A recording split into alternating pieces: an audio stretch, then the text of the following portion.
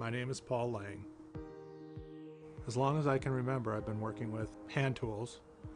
It's been a deep passion for me all my life.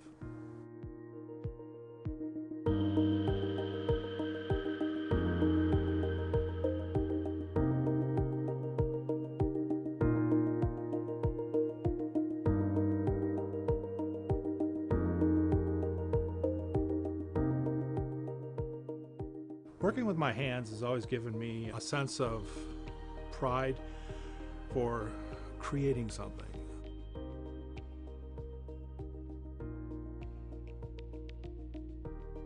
I'd lost a job and not much income, and Christmas. It was really rough, you know, and then having no ability to provide anything for my daughter for her Christmas time. But I did have the ability to make her toys. I made her a slide, and the love she had for that slide in your own bedroom, what a fascinating object. And she used it night and day. She couldn't stay from it. Now seeing my granddaughter lights up my world. If I had to do it all over again, I wouldn't change a thing. Not a thing. It's perfect.